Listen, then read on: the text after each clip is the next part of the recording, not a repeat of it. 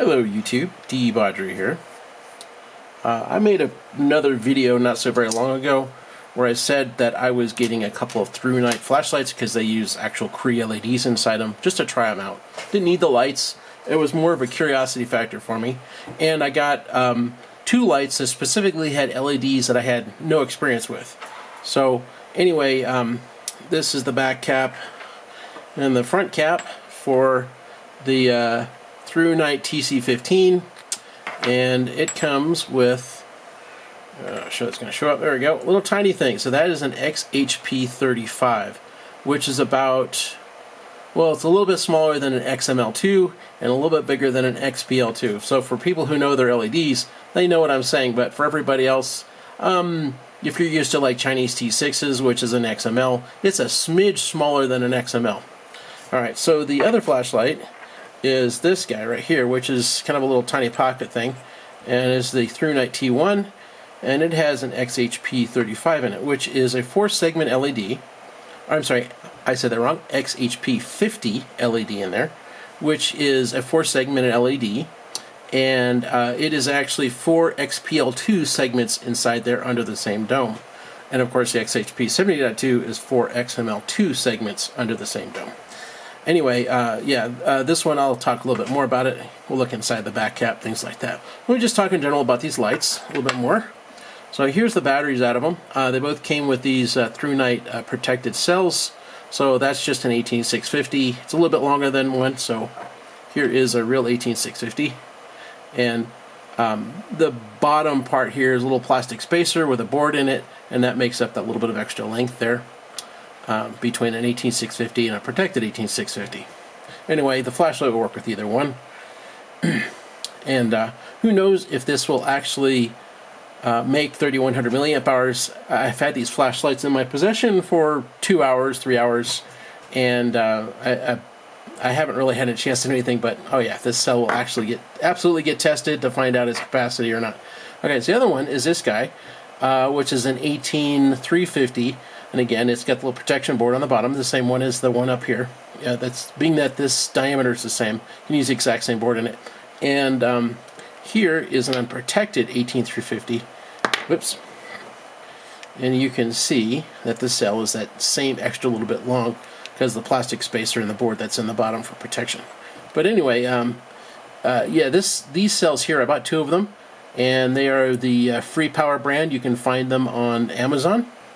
And they were $22 for 2 of them. So here is the 2 that I bought, and I've tested both these things. As you can see, they say 1200 milliamp hours on them.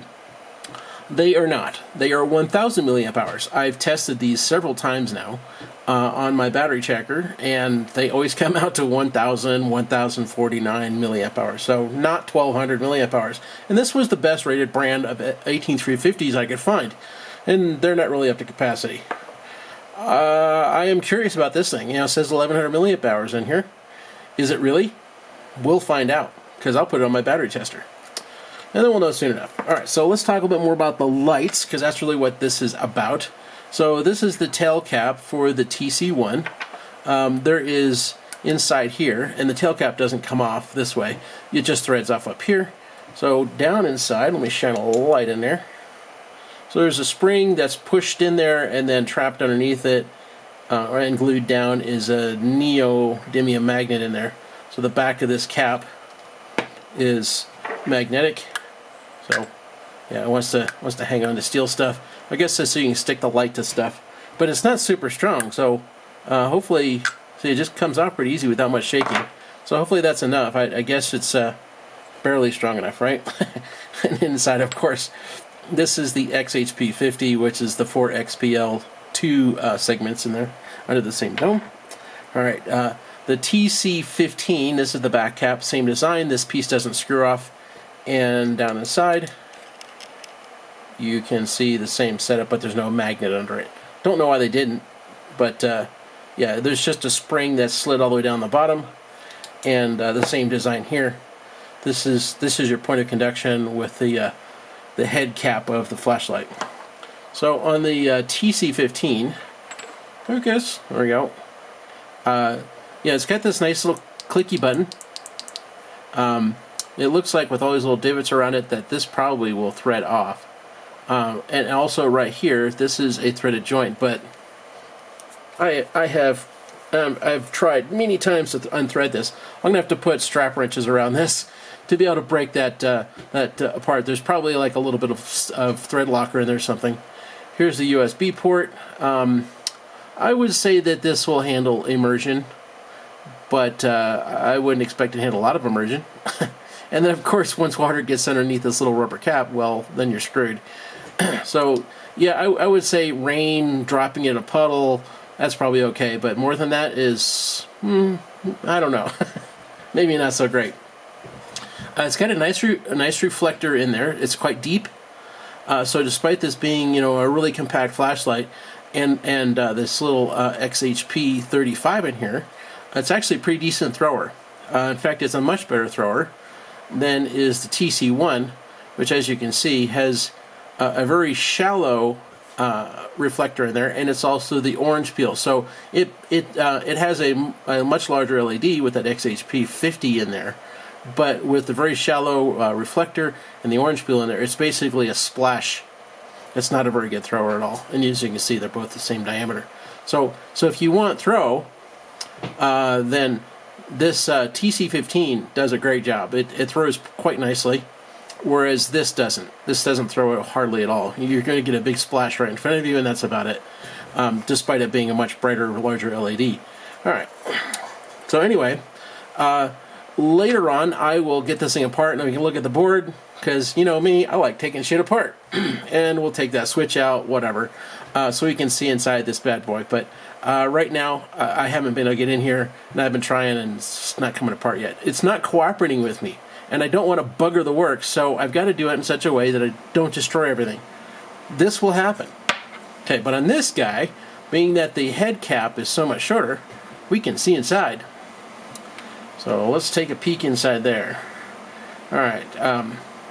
I'm going to say that probably the TC15 is the same, you know, just slight variation on the theme.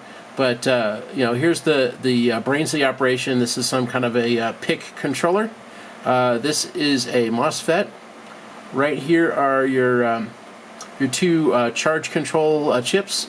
These are extremely common components found on BMSs all over the world for, you know, single cell and multi-cell dumb BMSs. So very reliable, very simple components.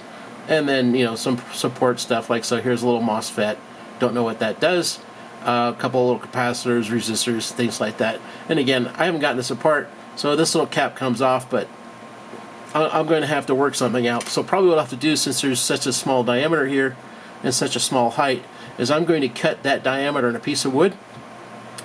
And then I'm going to cut that piece of wood in half so that I can clamp that circle inside that diameter in the wood in a vise. And then this part, I'll put a strap wrench on it, and then I can get that loose. And then we can look inside a heck of a lot more closely, because I definitely want to take these things all apart. I'm not a flashlight reviewer. I'm a terror downer. You know, I do tear downs. That's really what I do. I couldn't really care less about reviewing lights that much. But however, since I'm here, I guess I'll do a little bit of that too. So the machining on here is very smooth, whereas like a Chinese light, of which this is one, the machining is off in places. It's not completely symmetrical, and I could show you that on like the XHP 160 lights I have too. But the pieces on here, so you've got all this like little fluting and stuff in here. Yeah, it's all very, very consistent. It's all very smooth. It feels nice in your hands. Whereas like the Chinese stuff, they like mill it once and then they call it good. Whereas this has been milled multiple times to make it very smooth. And then of course, you know, it was milled precisely to make it not have, you know, inconsistencies like you'll have with the Chinese stuff. You know, like with the Chinese light, you'll have like one of these things that's thick, and then you'll have a slightly thinner one, and then you have a really skinny one, and then you have a really wide one, or you know, all these ones will be like the same, and then the last one is like whoopsie, it's like twice to the other one. You'll find that kind of stuff on Chinese flashlights quite a bit. But this is all very, very consistent. It's all very smooth. Feels good in your hands. Nice clean threads, things like that. I would say that that Thrunite didn't skimp on the details when they made these things. Alright, so that's probably everything I want to show you about these lights right now. I'm going to put these back together again, and I'm going to show you the 4 lights that I'm going to compare. And they all have real CREE LEDs in them. So here comes another video in a minute.